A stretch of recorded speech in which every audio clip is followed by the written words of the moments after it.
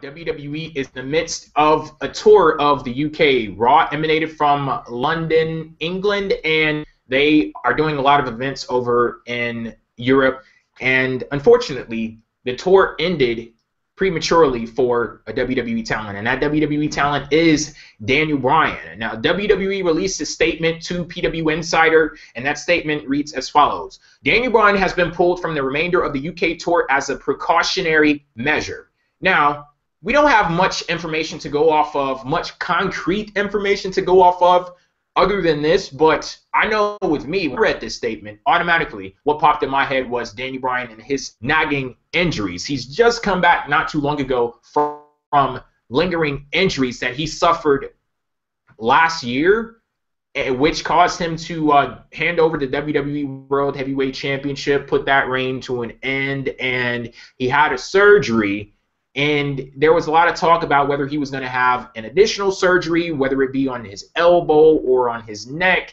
They were just trying to find what the exact issue was because he was losing strength in his arms and things like that. And he tried out something, and it wasn't actually surgery. It was this new kind of procedure, and he ended up coming back. But now concerns have risen about Daniel Bryan's health. So I don't even know how to look at this, because we can look at this and say, okay, well, this is just WWE putting a pause on Daniel Bryan, making sure that things don't get to a point where they start to panic and Daniel Bryan's injured again, or maybe this is just the beginning of something that is going to lead to a panic possibly for Daniel Bryan where his health is concerned. Well, I think we're going to find out at Extreme Rules, aren't we? Defends that title. If he loses, you gotta think that something's up. If he doesn't win that match, you gotta think something's up. If that match goes really short and he loses, you gotta think. Even if it goes short and he wins, you have to start to think to yourself, like, I wonder what's going on there. You know what I mean? So, I think we're gonna have to wait on that to see the official kind of decision that they make.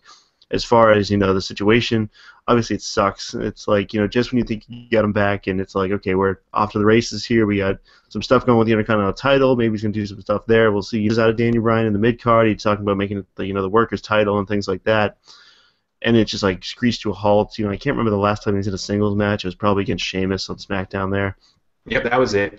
He's been working six-man tags on SmackDown and also on a lot of the live events. Like, I went to his match history, and a whole block of matches, just six-man tag after six-man tag. So,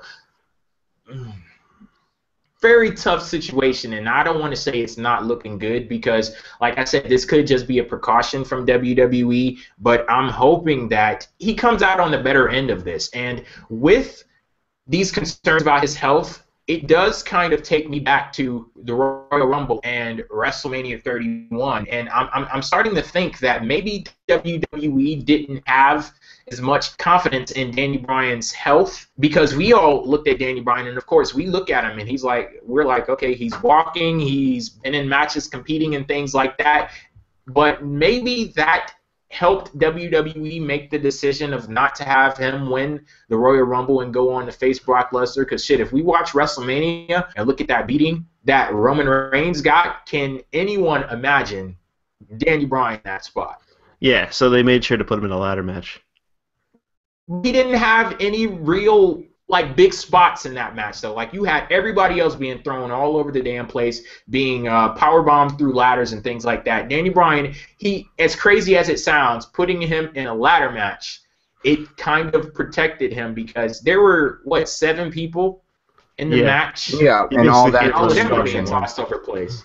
Right, and all that destruction on those guys just made Daniel could kind of hide in there, in between all the mess, and you kind of just said whatever.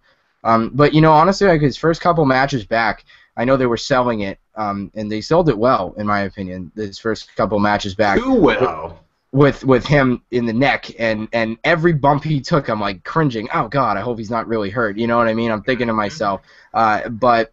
He's going on business as usual too. I remember he took a suplex from Luke Harper, and it was like, dude, what are you doing? Like, he took it just like you would, just like, first day of school, like, let me make this look sick right in the back of his head, and I was like, fucking Jesus. And that headbutt battle with Dolph Ziggler. Yep. Yeah, it's a definite concern, and if this is really going to be a big thing with him, then that's just really sad. Like I hate that because Daniel is like even if he's not one of your favorite wrestlers, you still gotta respect the crap out of this guy and at least acknowledge the fact that he's an amazing in-ring talent. Even if you don't love him, you gotta respect this guy. So if he is gonna be someone that won't have many more years left in his career, then that's just really awful. Because I mean, look how many great matches we won't get to see if he's gone in say a couple of years. Or I mean, obviously this injury from last year. We initially, trust me, I had the feared the worst a couple of times, and obviously they teased it to make you wonder. But I mean, you had to think in the back of your mind, what if this guy's career actually was over? Like, wow, all of a sudden. And I definitely think that had a lot to do with why he didn't win the belt this year or have the run again this year. Because Which leads to my point of it's still stupid to have put him in the Rumble and you fucked Roman Reigns for something that you decided not to do. But anyway. Yeah, we did talk about this. Like, if they didn't have any plans for Daniel Bryan to win the Royal Rumble, just keep him at home.